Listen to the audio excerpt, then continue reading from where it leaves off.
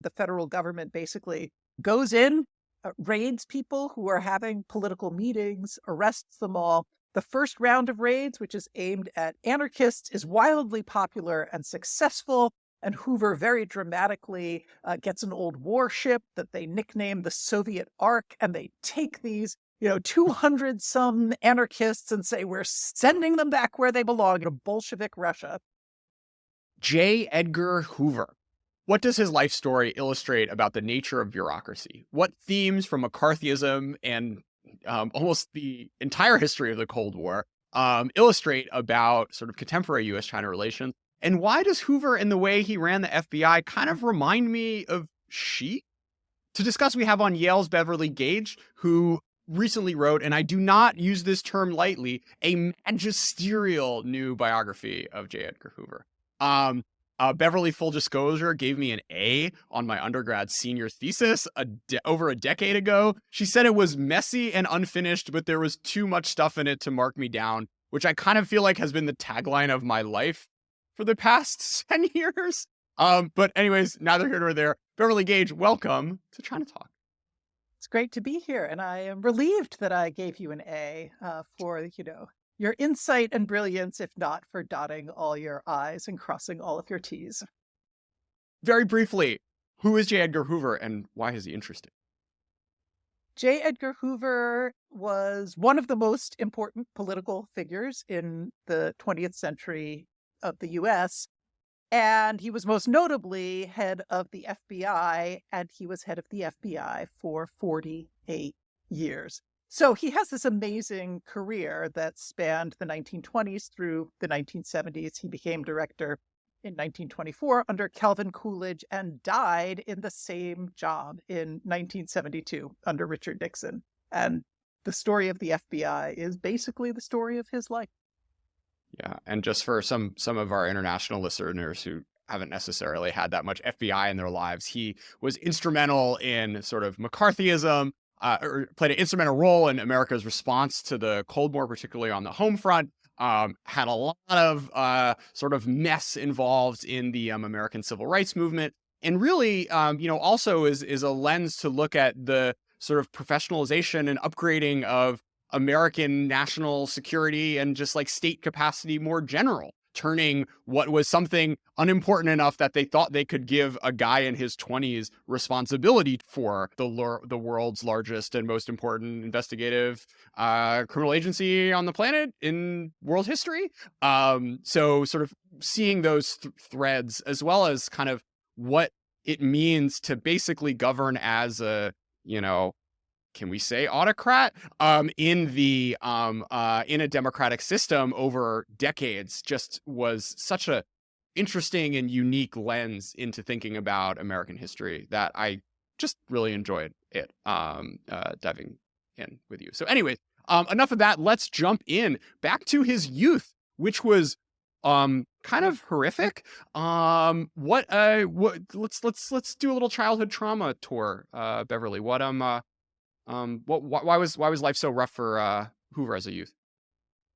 Well, he was a child of Washington, D.C., and so a lot of this book is about Washington as a city with its own particular culture and politics. So he was born there in 1895, and the way that he often described his childhood was as this kind of idyllic time, a time of innocence, a time when everything was very clear and people were very moral and upstanding, right? Often the ways that people describe their childhoods in retrospect. But as I began to do some research on his family, I found a whole series of pretty deep traumas, as you say, that he hadn't talked about. I don't know if that was a deliberate covering up per se. Hoover was certainly not above that. But that I concluded really must have shaped him as a child. So even before his birth, one of his grandfathers committed suicide in a pretty dramatic way. In the Anacostia River, he basically tied himself to a stake and drowned there. In the midst of a major financial crisis, this made headlines across the city. During his own childhood, his aunt was murdered in a murder-suicide. This is his mother's brother's wife, that again made headlines across the city. And then probably the most immediate piece, and one that I was able to explore a little bit, but that the sources are pretty thin on, was his own father's mental illness, and depression. And his father ultimately basically died of depression when Hoover was a young man. Yeah, so the Xi parallels are strained, but interesting to sort of contemplate. In that, of course, Xi, grew up in the Cultural Revolution and had his whole universe of family trauma. But like Hoover, kind of came out on the other side of that, being really one who bought into like the system and the sort of order and structure that in Xi's case, the party, in Hoover's case, kind of like American bureaucracy could give to help them make sense of their lives and meaning. Yeah, Hoover was very ambitious as a young man, and he seems to have responded to a lot of these circumstances coming from, a kind of struggling middle class family. His father had a government job, but not a great one. And so Hoover went through the public school system. He then stayed in Washington, went to George Washington University at night while he worked by day in the Library of Congress. But throughout all of it, you can see a really kind of intensive energy, a real ambition. He was valedictorian and head of the debate team, and all of these themes from early in his life. And he just took a lot of that energy and a lot of that skill, and as you say, applied it to the art of bureaucracy, and had this incredibly swift rise through the Justice Department. Yeah, so I mean, sort of before we get to that job, I mean, his sort of like being really into fraternities and like the organization of like high school drill, which people were doing like fun cool things in the teens and 20s. That was not him. Like the way he threw himself into the Library of Congress, sort of cataloging various I guess like books and whatnot in the sort of like new Dewey Decimal System, which was like the coolest thing in information technology in the early 20th century.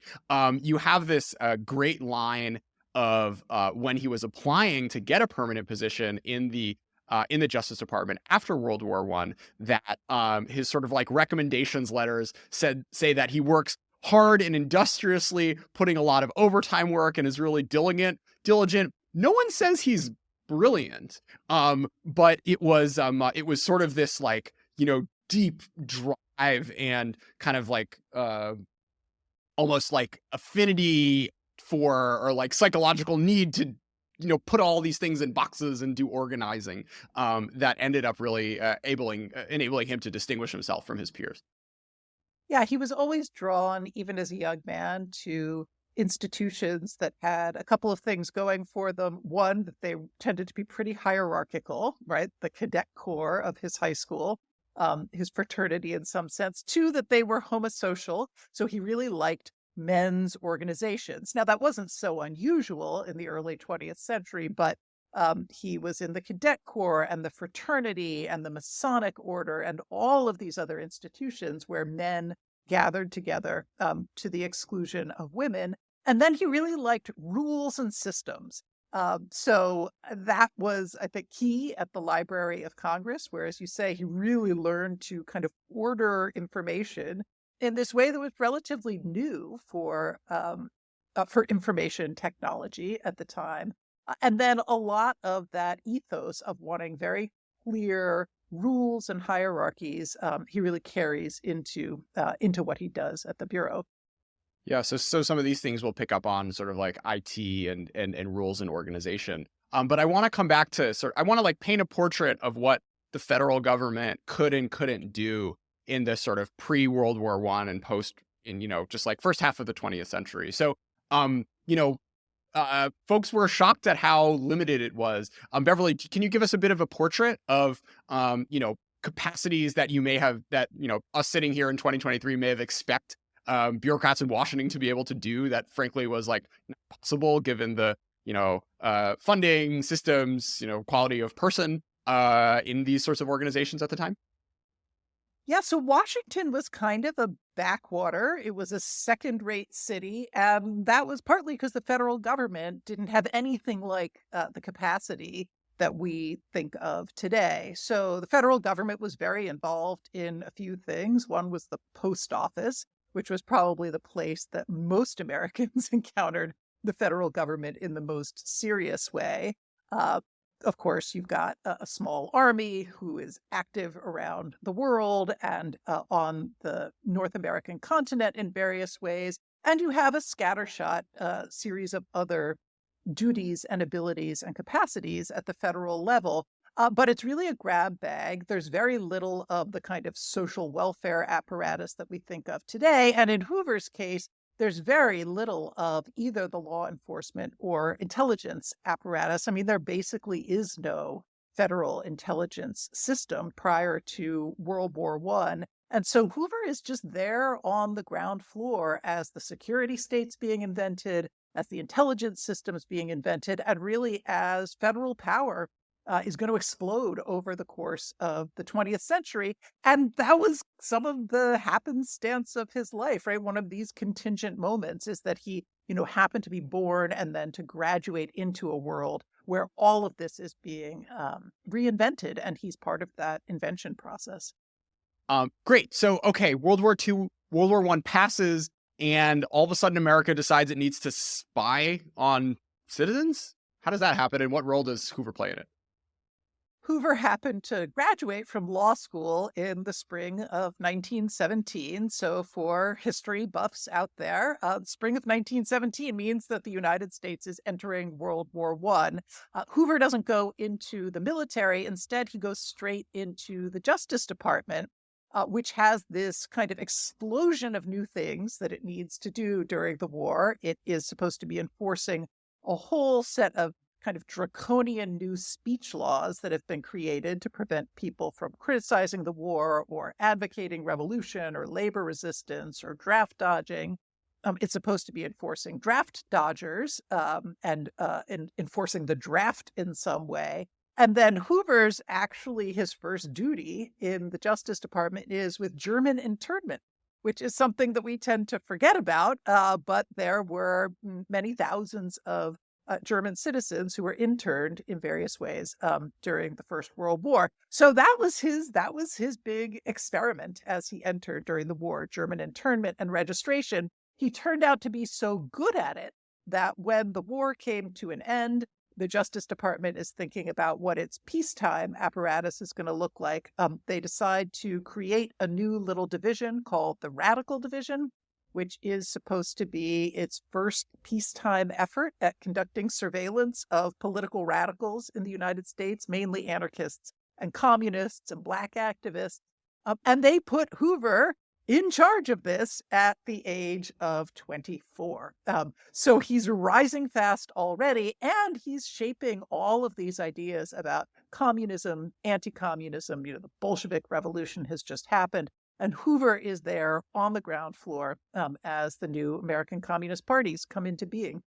Interesting echoes from, I guess, Cold War, sort of like anti-xenophobic sentiment throughout American history. When World War II started, you had no more sort of playing of Wagner and Beethoven. People stopped eating sauerkraut and hamburgers, and this goes all the way to mob violence, which is kind of, again, like, difficult to comprehend. I mean, when you think of sort of violence in America in that era, you think more of sort of race riots, but the idea that could be directed at Germans in the context of World War I was very sort of striking to me.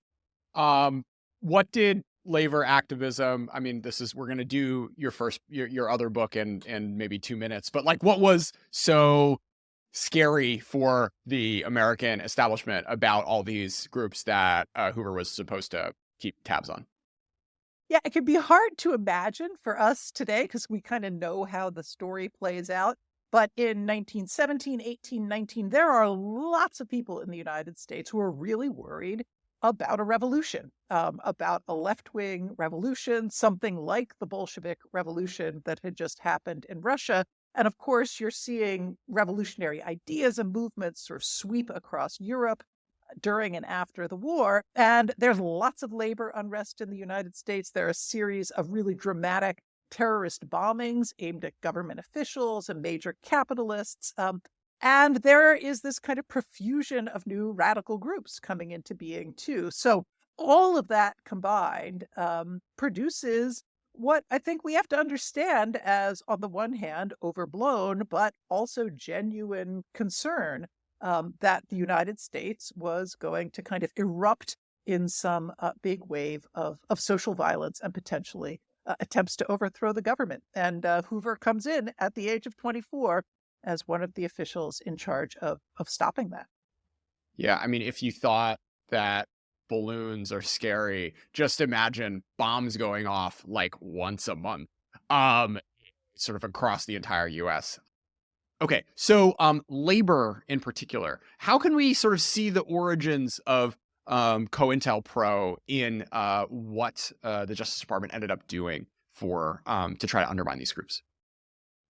Hoover's first big effort, I mean, the first place that he really made kind of a dramatic impact on the American political scene was as head of the Radical Division at the age of 24, when the Attorney General, a guy named A. Mitchell Palmer, kind of turns to Hoover to help organize a series of deportation raids that are going to be aimed at first anarchists and then communists. And the federal government basically goes in, raids people who are having political meetings, arrests them all. The first round of raids, which is aimed at anarchists, is wildly popular and successful. And Hoover very dramatically gets an old warship that they nickname the Soviet Ark, and they take these 200 some anarchists and say, we're sending them back where they belong, to Bolshevik Russia. And in fact, they load them all on this ship. And this includes some famous people like Emma Goldman, who was the most famous anarchist in the United States, if not the world at the time. And they send them off to revolutionary Russia. And they are, in fact, permanently deported. In January 1920, then, there's a second round of raids aimed at the communist parties. And these become much more controversial. They're larger scale. And so this produces a big sort of civil liberties backlash. And so if we look back on the Palmer raids, what does Hoover learn from that episode? I think, first of all, you can see his kind of anti-communist ideas in very rapid formation. He writes some of the first briefs on communism and the Communist Party ever produced in the federal government. On the other hand, you see him encountering criticisms and, in fact, particular people and organizations like the ACLU, which is just getting started, who are going to be big critics and people that he has to contend with throughout his lifetime. And then the third thing that I think he really concludes from all of that is that, the problem with the Palmer raids wasn't that they were wrong or that they violated civil liberties. It was that it was done too publicly, like that Yeah. everyone could kind of see what was going on. And you had all these pictures of federal agents, kind of banging people over the head and such. And so that from now on, it would have to be done much more quietly. This kind of surveillance would kind of come in-house. And that is really his philosophy for a lot of the time that he's director. So coming to sort of his focus, or I mean, lifeline focus really on communism, I guess, it hits a lot of sort of psychological neuralgic points, as well as being a real career accelerant for him. Yeah, if you're in charge of the radical division, of course you want all of America freaking out about radicals, particularly the scary foreign ones. If you want to sort of, expand your power and get more, a bigger budget and higher profile and more prestige or whatever. Can you sort of kind of disentangle the sort of psychological as well as bureaucratic factors that ended up leading him to focus on this, for almost 50 years? Right. Well, they are very hard to disentangle. And I think, one of the things that's great about Hoover as a biographical subject, and then also one of the things that's challenging, is that he himself was not terribly reflective about, where he ended and the Bureau began, or where his ideas ended and, the rest of the country began. And so he always would have seen kind of a deep fusion between, what he felt was right and what served him, and what served the Bureau, and what served the country, and what served the cause of anti-communism. For Hoover, these were all identical. They were all the same thing. And I think what's actually really interesting about him as an anti-communist and as someone who sort of formed that outlook in this early period when revolution and violence and those kinds of conflicts are so central to these questions, is that he doesn't come to see communism as just, sort of a national security question. So he goes on to deal with Soviet espionage and, the Cold War, these kind of classic national security situations, infiltration of the government. But he, throughout his life, really sees this as a grand existential struggle that is cultural and social, as well as political and security oriented, has to do with race and religion. And, he targets a lot of people who are progressives or liberals as being kind of dupes of the communists. And so he just sorts his world into kind of good guys and bad guys, and that's pretty consistent for most of his career. Yeah, I mean, think we start to see some more Xi echoes here, particularly with the idea that like there is no sort of like reasonable dissent, and that anyone who is disagreeing with me is like actually fundamentally being subversive and like an enemy of the bureau or the party or the American way of life, as the case may be. Yeah, I think, Hoover would, over the course of his career, often make gestures toward the need to respect dissent, toward, democracy as being really essential to the American way of life, toward, the need for constitutional limits and constraints on the FBI. And in fact, a lot of people, applauded and supported him, strangely enough, from our perspective, as, a kind of civil libertarian within the government, or someone who could have been a lot worse. And yet temperamentally, and in many ways, politically and ideologically, he was almost totally intolerant of dissent. So that was within the Bureau itself as he built it. That was, any criticism of him or the Bureau that occurred in the press, in the public at large, he would immediately kind of retaliate. He had a very thin skin about all of that. And he was always entirely convinced of his own righteousness, the righteousness of his vision of the world, the righteousness of the cause that he was serving, and people who couldn't get on board, he really did understand as enemies and subversives. And of course, he had an apparatus, the FBI, that he had pretty strong control over, and was there to really enforce his vision of what America should be like and how Americans ought to think and act. Yeah, I mean, I want to stay on this sort of democracy, like actually thinking democracy is worthwhile theme for a little bit. I've been reading up on George Kennan recently, and it's been striking to me just like how both how Kennan in particular just like thought democracy was kind of like annoying and like deeply unhelpful to furthering state interests.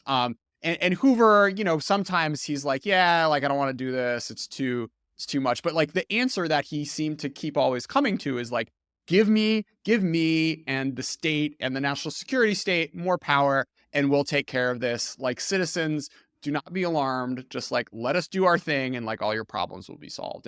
And sort of, any sort of like pushback from the people was always a negative. I'm curious, any reflections on that, or just more generally in the kind of like 20th century milieu, like how many people actually thought democracy was good, or like an actual asset, in the or a true asset, not like something we have to sort of put on and over to a side when competing in World War I, World War II, and then in the Cold War. It's a big question. Yeah. Well, one of the things that interested me in writing about Hoover was actually to turn our lens away from, the way that we usually narrate the 20th century, or often do in American politics, which is elections, political parties, candidates, presidents, legislation, and to really look at the part of the state where most governance happens and where, in fact, democratic accountability was not very strong or powerful for a lot of the 20th century. And so, Hoover is interesting in his own right. He's interesting, I think, as a representative of the security state, and then more broadly, the administrative state, which goes through such a dramatic expansion in the 20th century. So that piece is really there, and I think is important to think about. And then you have the question of how, in fact, he took these tools of power and what he did with them. To me, the really interesting kind of political puzzle of Hoover is that I think he was a real believer, as you say, in professionalism, in expertise, in leaving it to the professionals, right? In science, in federal power, in all of these ideas that we tend to describe as being really essential to progressives or to liberals in building, the kind of mid-century liberal state. And yet at the same time, he was this deep ideological conservative on race, on communism, on religion, on law and order. And he sort of put those two pieces together to build this kind of conservative bastion within the liberal state. And it's a kind of interesting tension. I think it was less unusual during his lifetime than it is now, when that combination of things is almost impossible to imagine. So yeah, let's stick with the culture question. Like, what was the vision of the system and the people that inhabited the system he was trying to create? And how did he, realize that through sort of hiring and organizational practices over the years? Well, when he became director in 1924, so he was just 29 years old, and he was brought in, though it's weird for us to think about it, he was brought in as a reformer. And his main charges were, one, to kind of get the FBI out of the sort of objectionable political surveillance practices and civil liberties violations that it had been engaged in. Now, of course, he had been deeply involved in that work, but he was young, he was fresh, he was making new promises. And then the other was to kind of clean up its corruption and patronage problems. And he spent most of his first decade as director really just focused on kind of perfecting the bureaucracy. So his first initiative was to kind of revamp who an agent was. He only wanted college-educated men. He wanted lawyers and accountants. He wanted to hire people who were a lot like him, which meant they probably went to George Washington University or joined his fraternity or some similar fraternity. They were white men of a certain age with a certain outlook on the world that were basically extensions of Hoover. And then he spent a lot of time making things like new rules and new manuals and hiring standards, and putting in place a lot of the things that we still have as the kind of FBI's, expert practices right now. This is when he took over counting crime statistics. So when you hear the FBI's crime statistics today, that comes from early Hoover. He established the FBI lab. He established its training facilities for police, etc. All of these were kind of in the vision of making the FBI this elite, highly professionalized, very conservative core of, white men who would go on to be known as G-men or government men when they became sort of more famous in the mid-1930s. Yeah, and I think it's an interesting point you make, and sort of when you have a few pages where you sort of describe what police work like before the FBI, and it was corrupt, it was violent, there was, forced confessions, and it was really just like a sort of, for a lot of sort of street level crime, it was like an extension of the sort of criminal universe. So the idea that he wants to kind of professionalize and sort of raise the status of fighting crime makes a ton of sense. When it leads to you only hiring like white frat brothers, and it's not just only white frat brothers, it's like white frat brothers who like played sports and like who has like a certain jawline and like their lips aren't too big and stuff. I mean, you really like end up getting this very narrow vision of what what kind of civil servant you wanted. And it's kind of funny in the subsequent decades where he's like, oh man, like all of my people are fighting World War II. I guess I gotta like bring in like a handful of blacks. And then in the 60s and 70s, at one point you have a story where someone got fired because like he had a girl over for a night, and this was like 1965, and he's like, what? And this guy's like, sues Hoover. It's just like, what planet are you on? Like, this is the 1960s. I can't believe I'm losing my job over this. That sort of vision of sort of order and functioning that he takes from his, pre-World War I years, and pastes on to the next 50 years of running this organization, was a really interesting thread that you pulled out. Yeah, and FBI employment really was a kind of totalizing experience. So you got moved around a lot, somewhat randomly. Hoover had very high expectations for the overtime that you were going to put in. He had high expectations for how you were going to go to church and where you were going to go to church and who you were going to date and what your family life was going to be like.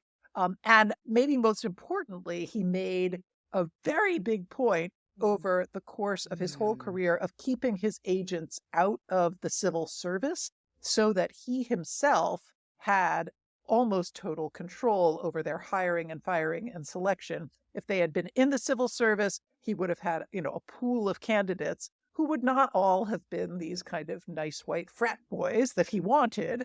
But because he kept them out of the civil service, he was able to create this institution with an incredibly powerful internal culture. And there's a reason that most Americans today still, if you say FBI agent, they picture something very particular, right? They picture a tall white guy in a suit, and that was Hoover's product.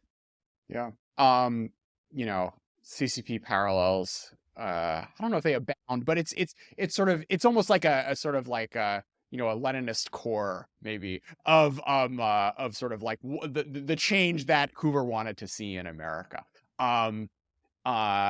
So speaking of the person on top, like the leadership style, I think was also really interesting to watch, sort of like how he really was able to turn this into his his domain.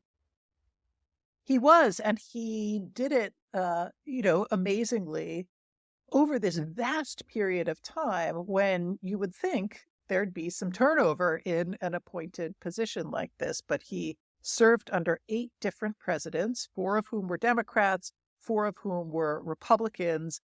And he managed to kind of achieve something like bureaucratic autonomy within the government, such that he had his fiefdom that very few other people could influence or even really penetrate. Now, he definitely understood himself to be, a servant of the Attorney General to some degree, but certainly of the president. And so, he was not someone who refused to follow the political priorities of those above him, though at strategic moments he did often resist, or people learned not to ask him to do things they thought he wasn't going to do.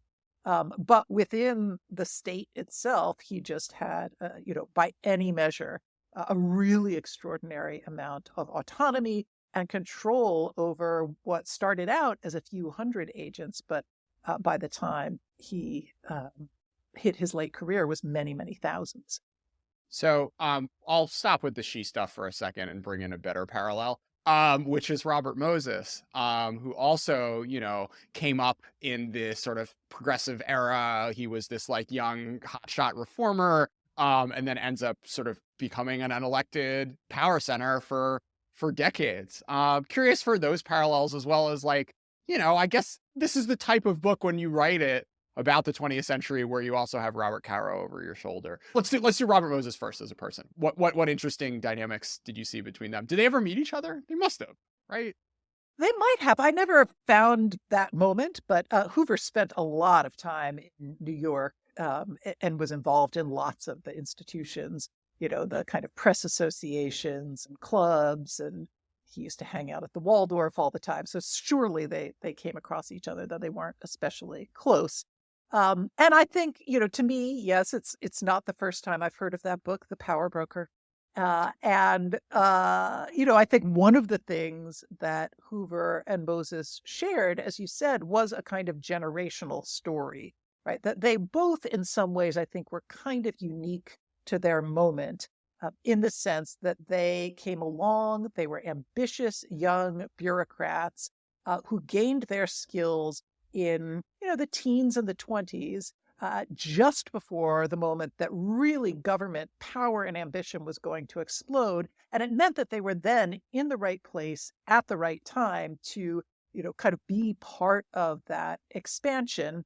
It also, that accident of timing meant that there weren't a lot of controls at that point, right? Yeah. So early on, the Bureau of Investigation, nobody thinks when Hoover becomes head of the Bureau in in 1924 at the age of 29, no one foresees that you're going to have this, right, this colossus that's going to be, the center of federal law enforcement and domestic intelligence. It's just this little group of investigators that do stuff for the Justice Department. And, so I think the same thing is true of Moses when he kind of comes into those positions. There's not a lot of sense of how much power is actually concentrated in those positions. And there aren't a lot of mechanisms of accountability. Those are going to come later for both of them toward the end of their careers, and then really after their deaths, when everyone kind of reckons with what they've built. So, all right. So let's come to Robert Caro and legacy, a little later in the interview. But another interesting parallel between them is just like, man, these guys know how to play the game. So sort of we're moving up into time at this point. We're into World War II, and he helps Harry Hopkins spy on his wife. I mean that just must be like the tip of the iceberg of crazy, of just like Hoover knowing how to sort of work the angles and keep his masters happy. Right. I think the popular image of Hoover is that he both got and then maintained his power by kind of strong arming everyone, right? He has the secret files, he's intimidating people. And he certainly did plenty of that, particularly later on when he really was in this incredibly powerful position. But one of the things that I tried to do in the book was to look at all the other sources and techniques of power that he was able to deploy. And as you say, on the one hand, he had these very consistent ideas, say about communism or about law and order, that he maintains for his whole career. On the other hand, he is incredibly flexible in responding to crisis, in responding to the needs and priorities of powerful men above him, and in doing favors for them, right? One of the reasons that he stays in power for so long is not just that, presidents were afraid of him, and there's some truth to that, and it's, I think, somewhat exaggerated, but because he was so useful to them. And you Yeah. see that beginning to really develop in the Roosevelt years. Same thing with Congress. He's really good at developing his relations with Congress. He's good at developing his relations with the press, with his own popular constituency. He's got this vast array of tools that he works with to kind of build a base for himself.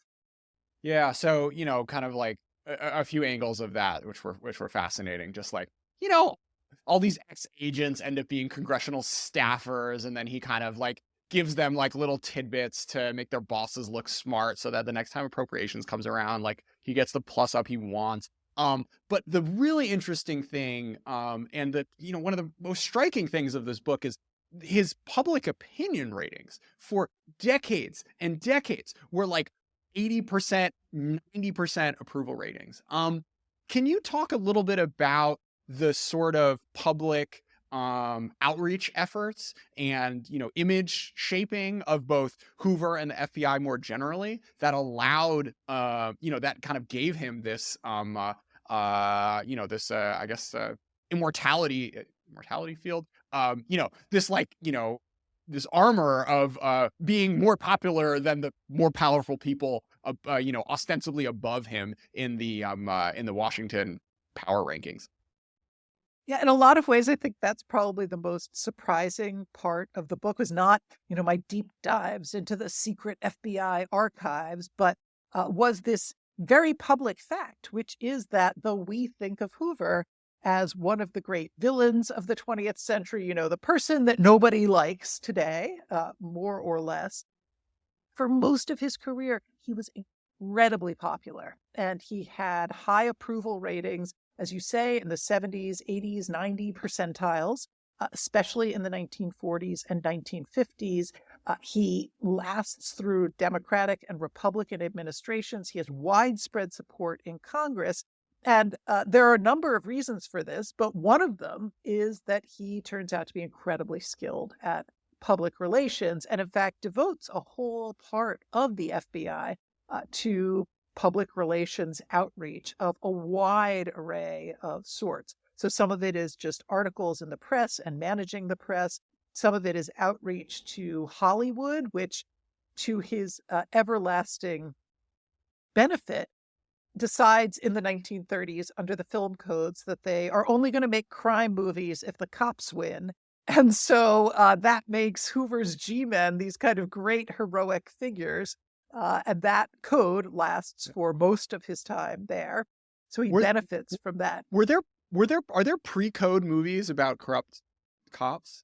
There are, yeah. Okay. So starting in the 20s when talkies came in, a lot of those early films were pretty dark dystopian crime movies, extremely violent, romanticized criminals. There's a lot of, drugs and sex and drinking and all of these things that in the 30s, Hollywood decided they were going to ban from films. And so that's why we get, the two twin beds, the married Yeah. couples who don't even sleep in the same place. Not because that's not how people really behaved. It's just what the codes dictated. And the same thing held true for, the police always getting their man. Yeah. I mean, the first Scarface is the one that comes to mind. But yeah, I mean, okay, we're sorry guys, we're gonna do more China parallels. Like, yeah, like just being able to sort of dominate the information space and like control how people think of you. And like he has such a powerful lever over these folks because he can get them blacklisted and ruin their careers. So of course no one in Hollywood is gonna want to kind of like cross Hoover. And it takes until the late 60s and 70s for for sort of that armor to start to get chipped away by cultural trends and sort of skepticism in government, which is much broader than anything that Hoover really had power over. I am curious, like, or maybe I'll stop there if you want to, or no, we'll get to that later. I do think you know Robert Moses, right? He's had a bit of a revisionist history push over the past few years, particularly as it's been, more and more difficult to build anything in America, and sort of, you're seeing high-speed rail not happen, and the Second Avenue subway costs $50 billion or whatever it is. You know, I wonder, Beverly, to what extent you think that in a sort of world of heightened U.S.-China relations and Cold War 2.0, you may have, the next Hoover biography may take a slightly more sympathetic view to what consensus and what you ended up doing in your book. Yeah, it's been interesting to see the reaction. So I think this is a fair account of Hoover, and actually is probably more generous toward him in lots and lots of ways than most other biographies have been. But it is not an especially sympathetic biography, Yeah. and I am certainly not, suggesting that J. Edgar Hoover is the model of the future. But I would say, a couple of things have been interesting along these lines. One has been just the very recent partisan shift on, whether people like the FBI or not. So the Republicans right now are the ones investigating the FBI, hostile to the FBI. Republicans are much more critical of the FBI in public opinion polls. And that's an almost total reversal from the moment of Hoover's death in which the politics, of course, looked very different. The one place that I would say I have seen, some interest in kind of thinking about Hoover as a model is precisely, in the amount of autonomy that he was able to have, which did allow him to kind of resist untoward requests sometimes from presidents and from others, certainly made him unfireable. Right? So, James Comey was fireable in a way that J. Edgar Hoover was not. And, I think there was a way in which his interest in the FBI as an institution and the concentration of power he had did insulate it from politics that he wanted to insulate it from. And then he was also pretty good at negotiating, when the FBI is being drawn into highly politicized investigations, the Kennedy assassination, a variety of other big, high profile, highly controversial, highly political investigations. There are lots of things to criticize about what he did there, but he did have ways of kind of managing the political volatility of those moments in a way that I think maybe recent FBI directors might have some admiration for, because it's actually a hard thing to do. Yeah. One thing that really struck me was that particularly in the 40s and 50s, like he wasn't seeing ghosts. Like there were lots of spies everywhere. And the sort of, appeal of the Soviet idea in the sort of late 30s, 40s and 50s was something that actually created a lot of problems for the US government trying to keep hold of state secrets. So that I think is something that just, it wasn't out from the archives, for the past 15 or until relatively recently.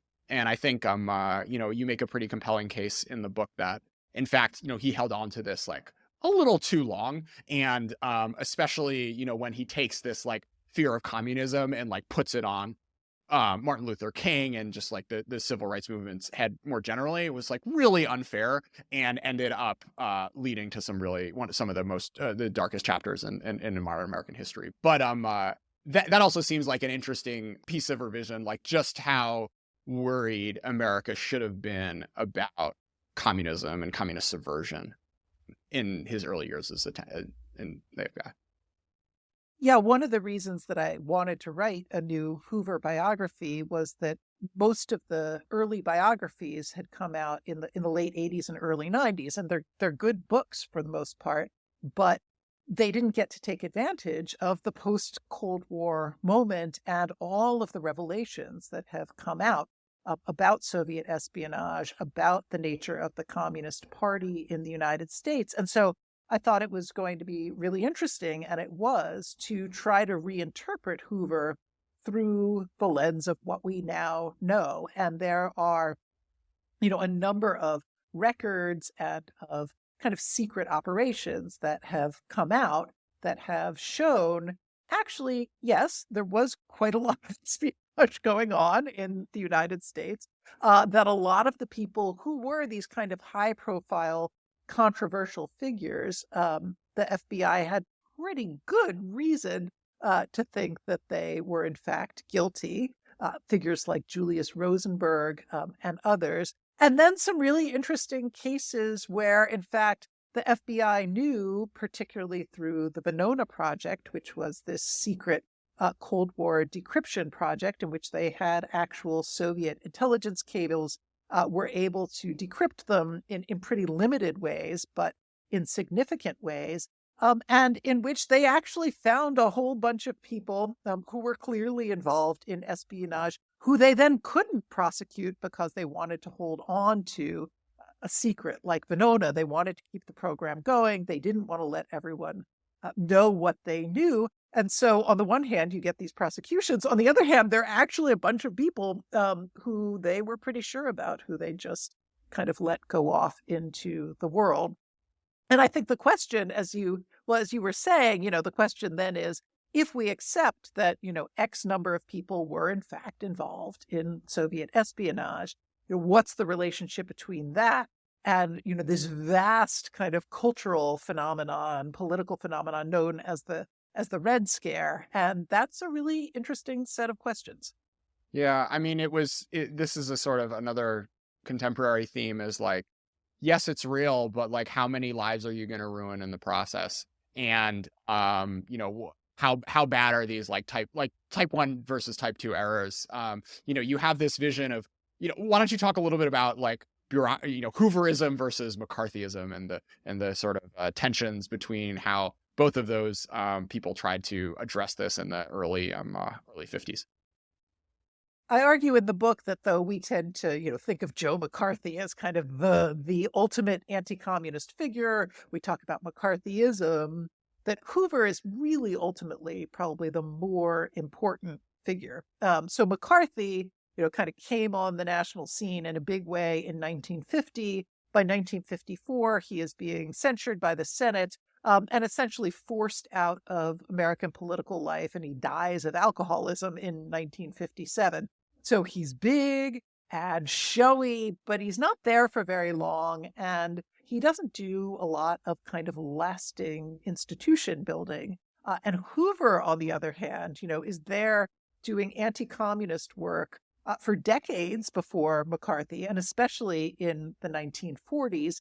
And his approach is really, to use the bureaucracy of the FBI and all of the relationships that he's built to solidify this kind of anti-communist machine, right? So it's not only the FBI itself, which has these big surveillance and infiltration operations aimed at a huge range of people inside the Communist Party and out, but he's working with congressional committees. He has a whole secret program to keep governors and school educators and state and local officials informed with FBI information. He has a massive press initiative and has this huge press network, which is willing to kind of publish what he wants about this. He's publishing his own books. He's making speeches, right? I mean, he's really kind of institutionalizing all of this in ways that are going to last. And so, McCarthy is run out of American politics and then dies, and Hoover's just there saying the Yeah. same thing with this, much more powerful apparatus as McCarthy fades from the scene. Yeah, I love this little note you had about, once the Army McCarthy hearings roll up, like, have you no sense of decency, sir? Like the sort of AP US history version of that is like, okay, that's like when this peaked. But no, like the next month there, Hoover gets all these extra powers by Congress to allow the FBI to do more of this, basically with the rationale being like, yeah, like communism is still scary, but like we're just gonna have Hoover do it. And then, that leads to thousands of like primary school teachers losing their jobs because apparently, you can't have a second grader be, have communism whispered to their ear because that'll be the downfall of American civilization. Right. We tend to think about Hoover and McCarthy as being, more or less interchangeable. At the time, they were seen as these radically different kinds of figures. And in fact, both the Truman administration and then especially the Eisenhower administration, they kind of championed Hoover. They got behind him. They cheered him on and gave him lots of new power and presented him as, the responsible, state-based, rule-bound alternative to Joe McCarthy, who was the liar and the demagogue and all of this. Now, of course, we know the ways in which that really wasn't entirely true of Hoover, but even now, there's enough truth to it that it makes sense that those folks would have rallied behind Hoover as they were attempting to kind of cast out McCarthy. Yeah. So you mentioned earlier this idea, this like Hoover wrote a book and then he just made the entire world buy it. Another little sheep parallel. But I do want to get to Operation Solo, which is maybe the wildest story I didn't know about. Hoover had an agent, Hoover had an informant meet with Mao. Yeah. Yeah, How? that is an amazing story. And anyone who is, likes to kind of nerd out in archives and weird historical documents, I highly recommend the Solo files. So Solo was one of the FBI's most treasured and most secret operations that began in the late 1950s and lasted through the 70s. And there's a funny little Reagan story that goes along with this too. But in essence, there were two brothers. They had been in the Communist Party. They had grown a little disaffected from the Communist Party. And in the late 50s, the FBI persuaded them both to re-enter the party. And then when the Soviet Union went around searching for international couriers, someone to kind of better build up the relationship between the American Communist Party and the Soviet Union, the FBI managed to maneuver these two informants into getting those jobs. So one brother was the international financial courier of money from the Soviet Union into the US Communist Party. And the files are great. They're just marking every bill. They're keeping tabs. They're not holding the money back. They're letting these millions of dollars kind of pass through from the Soviets through the FBI, which notes them all, and then passes them along to the Communist Party. And then the other brother, a guy named Morris Childs, was the international representative of the Communist Party. And so he is sent around the world as the emissary of American communism. He goes to the Soviet Union several times, meets with big dignitaries there. He goes to China. He meets with Mao. He meets with other high government officials. He goes to Cuba and meets with Castro. I mean, he's just all over the world, meeting all of these folks and then coming back and telling the FBI what he has found. For people who are interested in that history, I would say one of the most amazing things about those solo files, first of all, there are hundreds and hundreds and hundreds of sections, so thousands of pages, is that they would try to bring back also kind of, primary material. So they would bring back tchotchkes, they would bring back, programs, minutes of meetings. And so there's this whole kind of social history archive of global radicalism and communism that's just sitting there in these FBI files. But they kept this up through the 70s. And then they were getting pretty old. And when Reagan became president, he had a secret medal ceremony for them because the whole thing was still entirely secret. And lauded them as great Americans who had served the cause. Wow. And no one's written a book about it, right? There is a book called Operation Solo, but it was before all of these files came out. So it was based on interviews with those guys, and it was a journalist who knew them pretty well. So it gives you a broad overview, but there's lots more in the files now. All right. We're gonna have to talk about this after the show. So I mean, the other crazy thing is, like, they were at the Kremlin when JFK was killed. And the intelligence that, I mean, this must have been the most important thing they've done the data point that they provided was like Khrushchev was freaking out, worried that this was going to start World War III, which I think is like as good as evidence as exists that JFK's murder wasn't a communist plot. Though, I mean, who knows? Maybe it was 2 levels deep and they knew he was a spy and they just wanted to send it this way. But kind of unbelievable that that accident of history ended up. Yeah, that moment was really amazing. And then the solo files actually, in some ways, first came to light because they were also the ones who, less through their international stuff than through just their involvement in the domestic Communist Party, had told the FBI about a guy named Stanley Levison, who was part of the kind of secret financial apparatus of the Communist Party and then went on to become a very close advisor to Martin Luther King. And so they are also a through line from, the FBI's communist investigations through to their concerns about Levison that ultimately kind of became the vehicle for the really terrible things they did to King.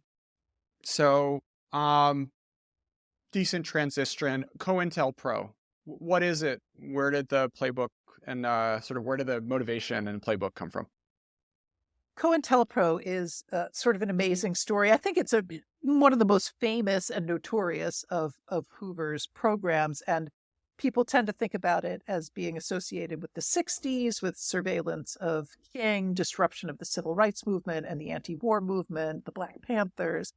And all of that is true. Those were pretty deep COINTELPRO operations, but it started in the late 50s actually as a program aimed at the Communist Party, and aimed at the Communist Party specifically in a moment where two things were going on. One, Hoover was very worried that the rest of the American public, including the Supreme Court and the courts more generally, including Congress, were sort of going lax on the communists, right? We're less interested.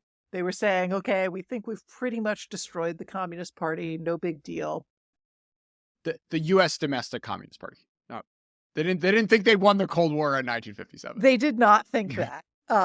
And the other thing that was happening was that Khrushchev had made, the speech denouncing some of Stalin's crimes, revealing them, affirming them. And that had happened in 56 into 57. And so it was causing a lot of internal contest and conflict globally, within communist movements and parties and organizations. And then in particular in the United States, there were lots of people who were leaving the party in despair.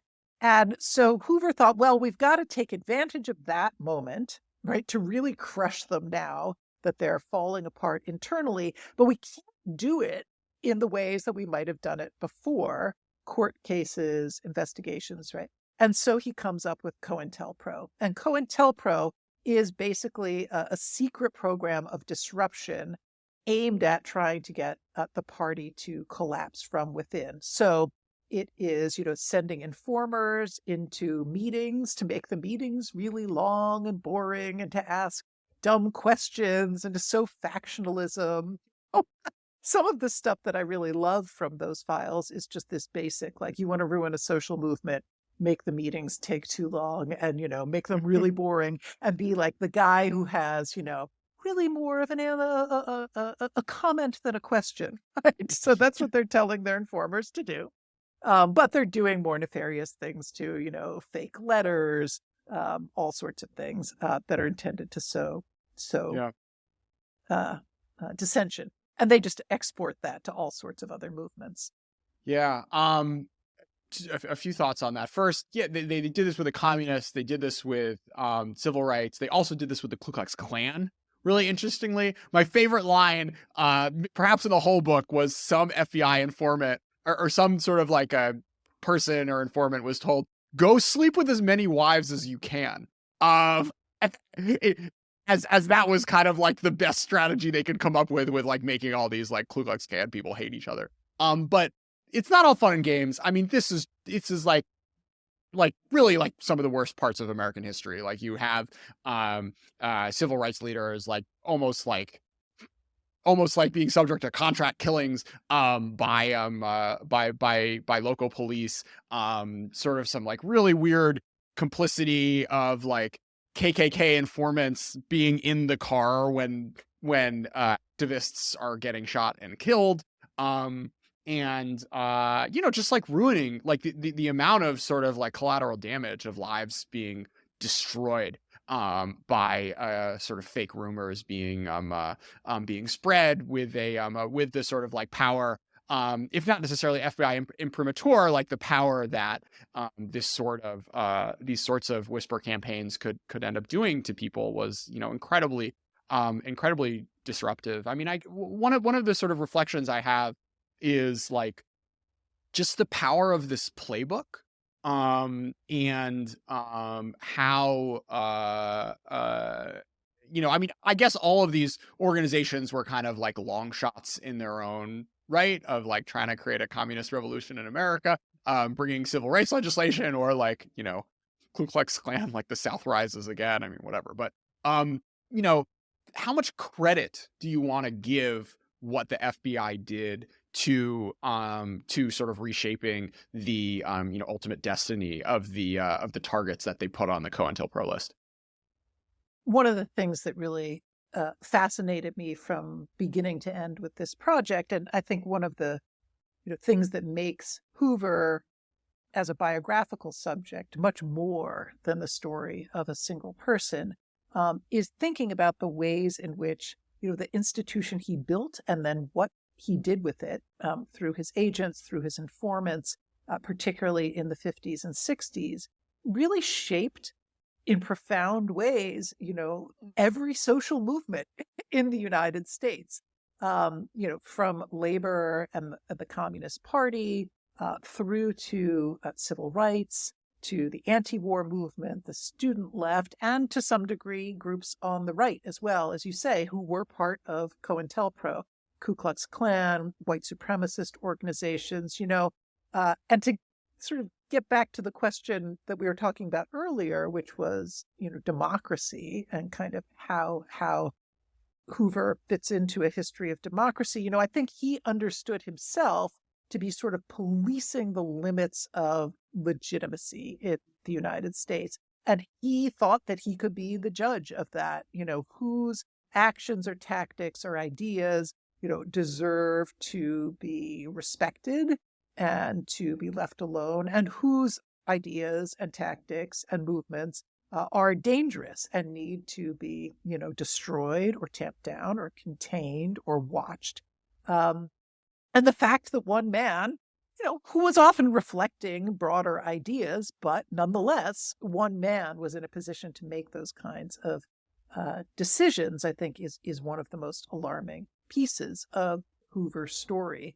And I do think that particularly the movements of the left would have looked very different if Hoover's informants and agents and ideology had not been shaping their world. Some of the worst stuff in the FBI files is to look at the real glee with which they greet news that, so-and-so has decided that their life's work within the party has been, a disaster and they've, collapsed, or, this Black man being, hounded by police wherever he goes, and the FBI has turned the police on him once again for his activism, and I recount a scene where he just kind of breaks down, collapses on the floor, cries when they come to get him yet again.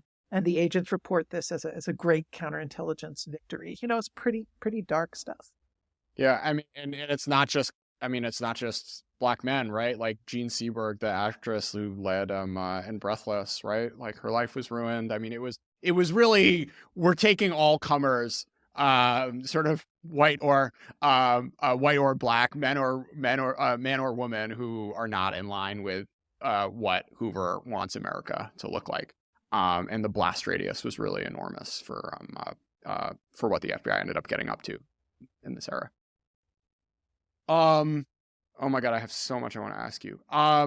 Okay, the sort of COINTELPRO and the CIA. There was another organization in the 20th century during the Cold War that tried to sort of like ruin sort of organizations. You tell this story of a kind of like contentious relationship between the FBI and CIA, with Hoover initially kind of like wanting to have the international espionage part of it, and then when it was clear that he sort of lost that bureaucratic battle in the wake of the creation of the national security state after World War II, sort of backed away from it. But I'm curious if you in the archive saw any sort of like cross-pollination or learning between what happened in COINTELPRO and the sort of international subversion that the CIA ended up getting up to.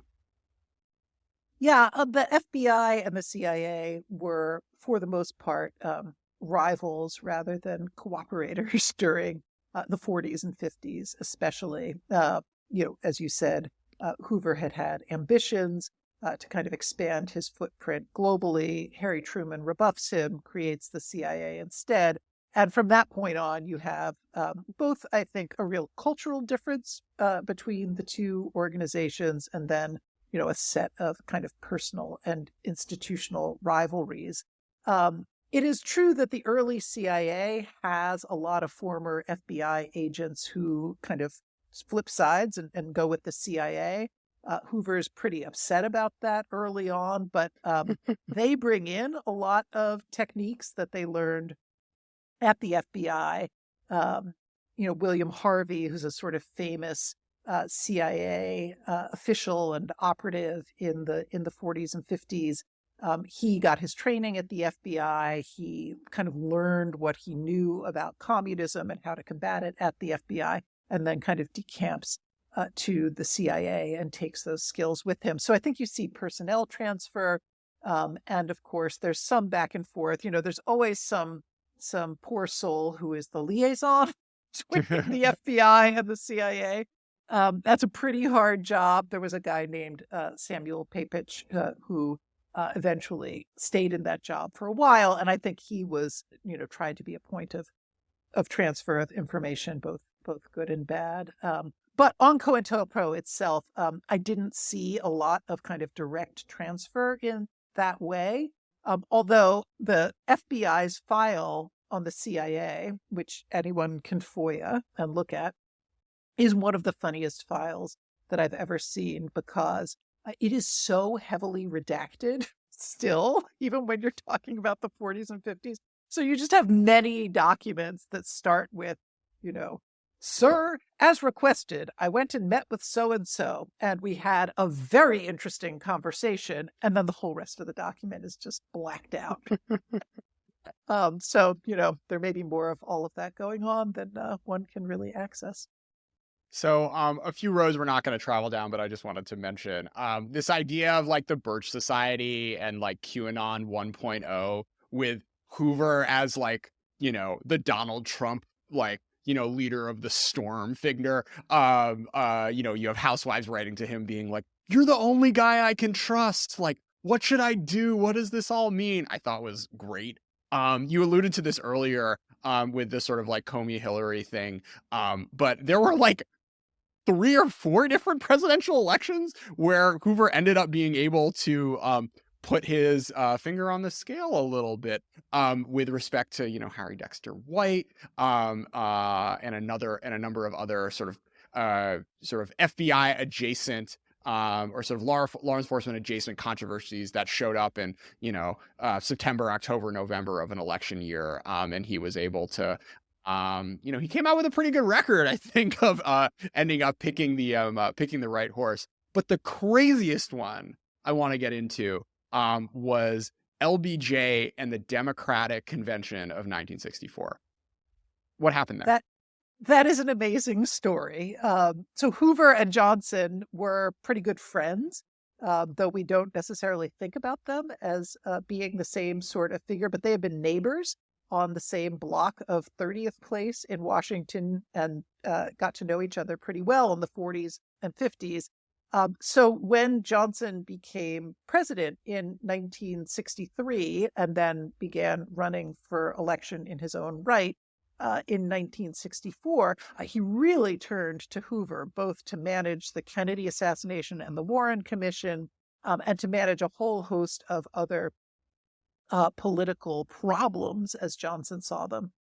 In reward, he made Hoover kind of FBI director for life. He exempted him from the mandatory federal retirement age. But the most amazing of those stories is the Democratic Convention in 1964, when civil rights protesters are coming to Atlantic City, particularly from Mississippi. This is Mississippi Freedom Summer. They're coming as the Mississippi Freedom Democratic Party. And there's a big push underway, not only to make the Democratic Party, take up a civil rights agenda, which it is doing to some degree, but to do something about the all-white delegations from the South that are still really key to the Democratic Party's power. Lyndon Johnson is very worried about what these protesters are going to do at the convention. So he turns to Hoover and the FBI. He asks them to make special surveillance and infiltration squads at the convention itself. So they are there wiretapping people like Martin Luther King. They are posing as press reporters to interview activists. They're bringing in all of their key informants to keep the White House up to date. It's basically a huge spying and surveillance operation aimed at civil rights protesters at the behest of the White House, through the lens of aides like Bill Moyers, Walter Jenkins, another LBJ aide, and they're just feeding Johnson, these pretty outrageous surveillance reports for the whole time that the convention is going on.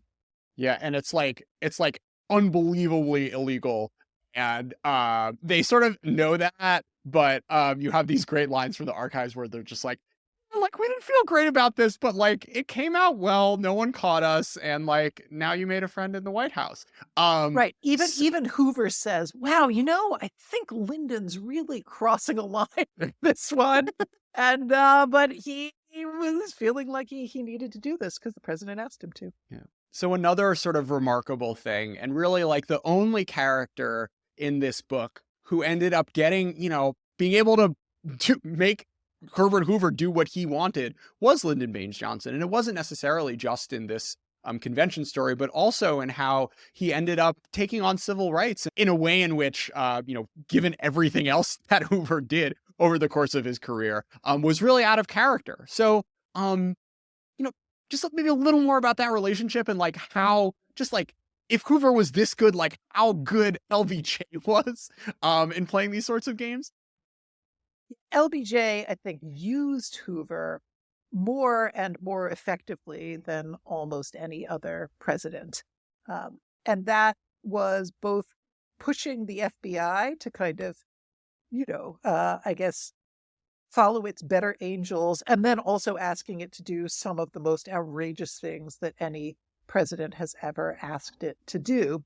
The one of the big things that Johnson pushes the FBI and Hoover into is civil rights enforcement. He thinks it's really important to have Hoover and the FBI on his side as he's passing the Civil Rights Act and then the Voting Rights Act. And he gets Hoover to do a lot of things that Hoover, who is not such a big fan of civil rights enforcement, doesn't necessarily want to do. Hoover personally goes to Jackson, Mississippi, and opens a new FBI field office there right after the Civil Rights Act is passed. They have some success in big civil rights investigations. At Johnson's behest, Hoover investigates and actually has a whole COINTELPRO operation against the Klan. Maybe my favorite moment, and one of the strangest moments that I came across in all of this research in terms of political pageantry, was when Johnson is making his big speech uh, on behalf of the Voting Rights Act, right? The famous speech where he finally says, "We shall overcome," and, really commits himself. Right before he made the speech, he called Hoover and was like, "You want to come sit in the presidential box and watch my big voting rights speech?" And Hoover says, "Sure." And so there is J. Edgar Hoover sitting next to, Lady Bird Johnson, cheering on one of the most expansive and famous civil rights speeches in American history. So that's the kind of, I guess, the good part, in my view, of what Yeah. Johnson got Hoover to do. And then there are really dark pieces to that, and many of which are also about the civil rights movement. Johnson knew an awful lot about the FBI's surveillance and harassment of Martin Luther King.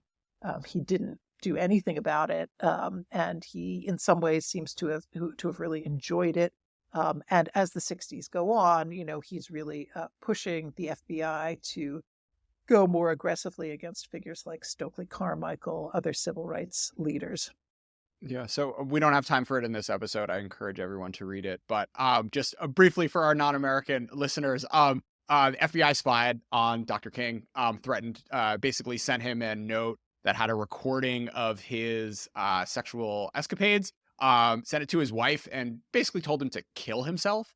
Um, and Hoover went on TV, called King a liar, and really, regardless of how bad Martin Luther King's personal life was, it's just like an unbelievably uncalled for thing, particularly when they were very much aware that King had done nothing illegal, and the sort of connection, like it started because there was this connection to communism from one of his New York based funders, but it ended up sort of becoming this real kind of pissing match, like personal enmity, I don't like this uppity black man like type vibe, that led to a really dark place. And there I think there is a pathway in which, if the FBI treated him differently, King wouldn't have been assassinated. But we didn't end up in that timeline because Hoover was not a fan of the Reverend.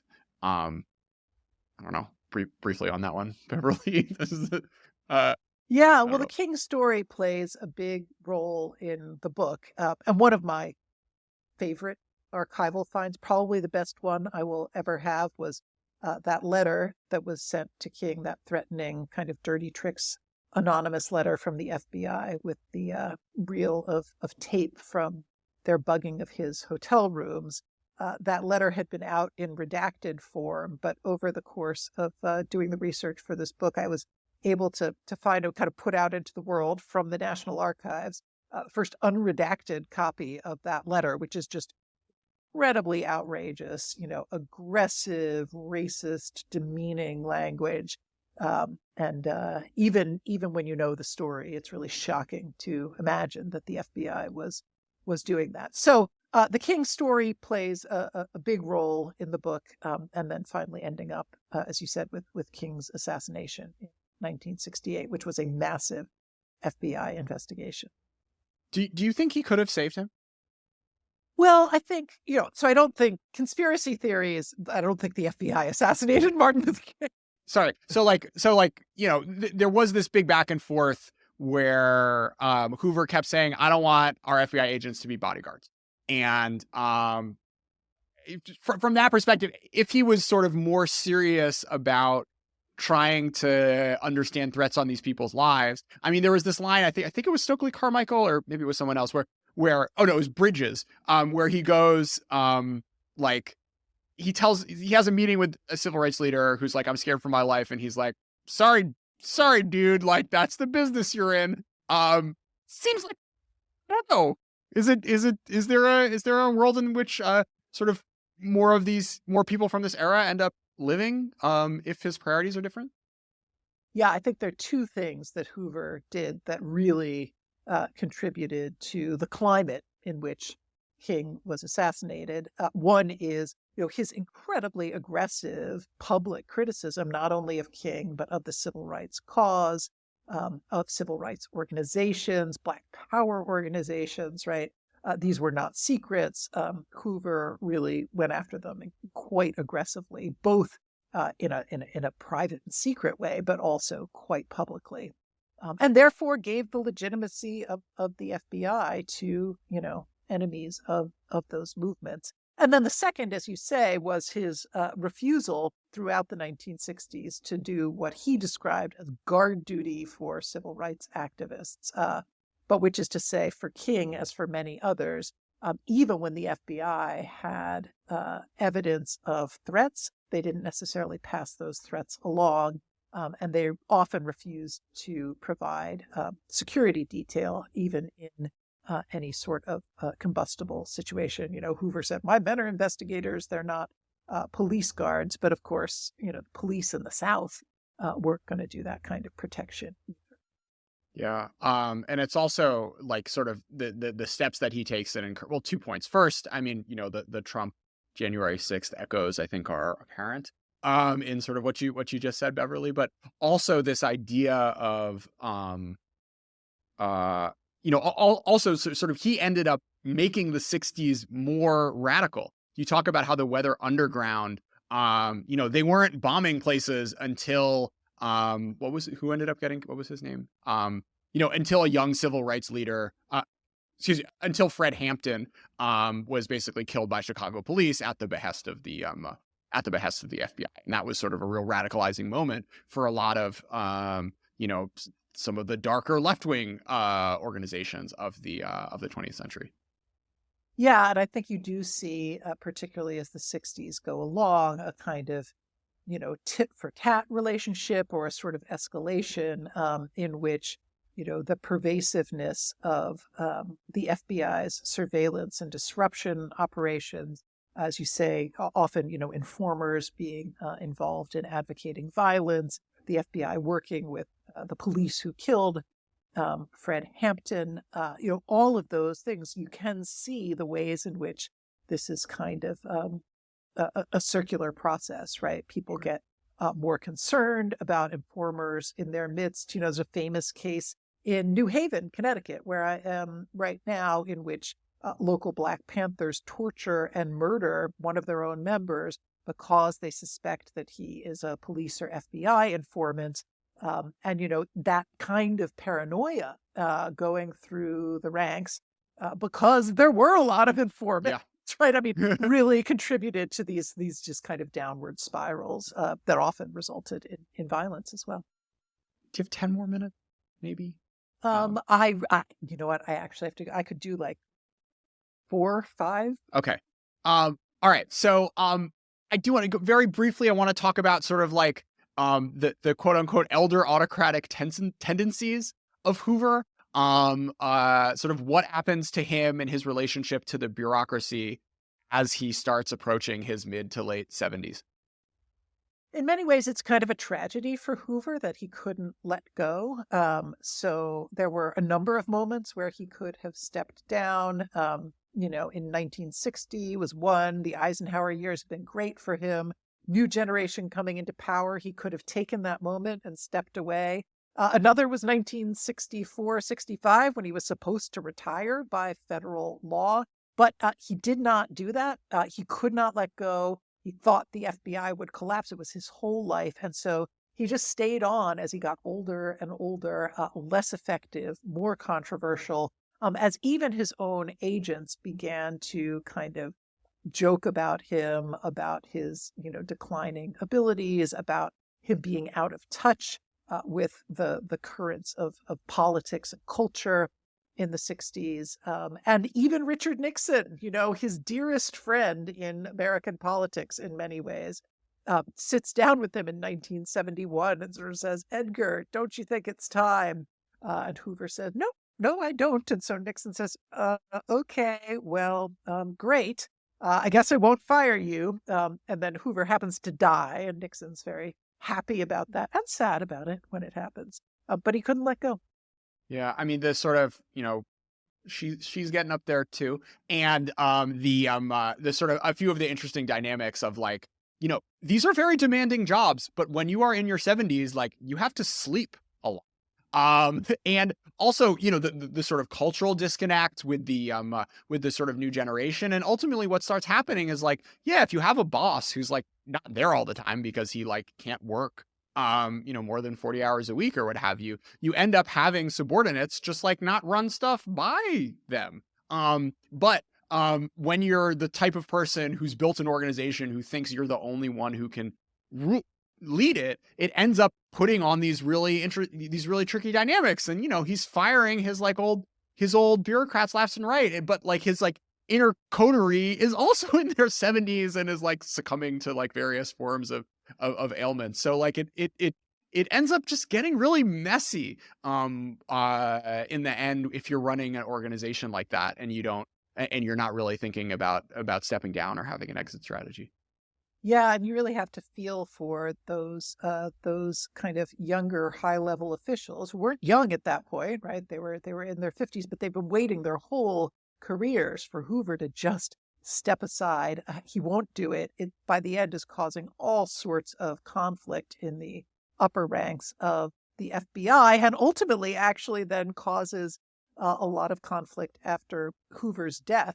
Some of the origins of the Watergate scandal are in the succession crisis at the FBI, the fact that Hoover didn't choose a successor, that Nixon tries to bring in an FBI outsider. The top man left at the FBI from Hoover's years is a guy named Mark Felt, and he is pretty mad about this, and he becomes deep throat and starts informing to the press, and the rest is history. So last question. Hopefully, there's someone from Hollywood who listened to this episode and is going to reach out to you for a mini series. But are there like, do you have like a dream actor, or director, or like pieces of the puzzle that you think would be worthy of a HBO miniseries? Right. Well, I haven't done the casting in my head. There was a Clint Eastwood movie starring Leonardo DiCaprio as J. Edgar Hoover that came out about 10 years ago, and it was a biopic of Hoover's life.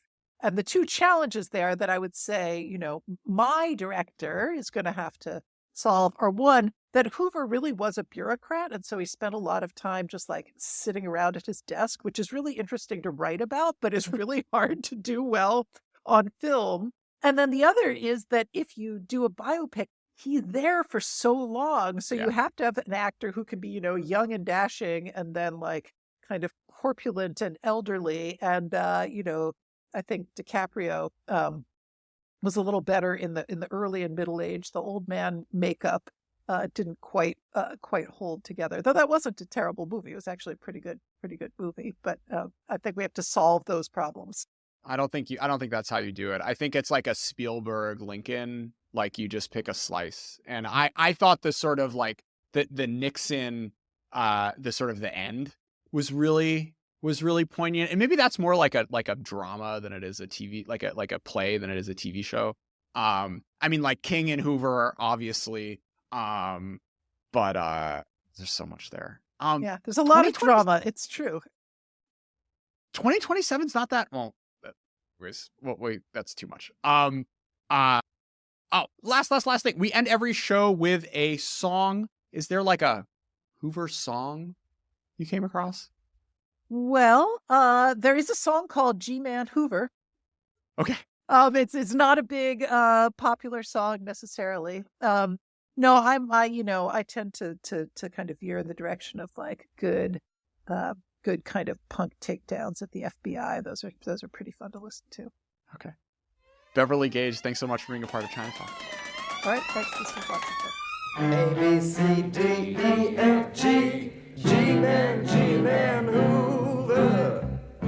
Rat-a-tat, tat, rat-a-tat, tat, rat-a-tat, tat, rat-a-tat, G-Man Hoover.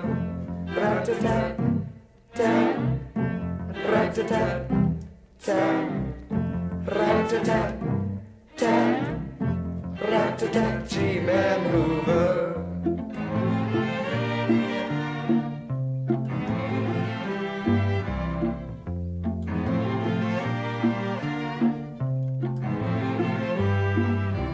Criminals come, but they have one way to go. Gangsters are dumb, for by now they ought to know. Stick with care, or they gang you over there. Hoover will bring them to the electric chair. A, B, C, D, E, F, G, G-Man Hoover. Young or smart, cruel, had no heart, fool. You were bad, he was smoother. What a lad, G-Man Hoover. Rat-a-tat, tat, rat-a-tat, tat, rat-a-tat, tat, rat-a-tat, G-Man Hoover. Stick up a black rat the dog, get out of town. Guess the cops come for you now to mow them down. Shave your beard, change the color of your hair. Step out the door, there's Hoover waiting. G-Man Hoover. You can go now, don't dare go now. It's a frame, you're a loser to that game of G-Man Hoover. Rat-a-tat, tat, rat-a-tat, tat, rat-a-tat, tat, rat-a-tat, G-Man Hoover. G-Man Hoover.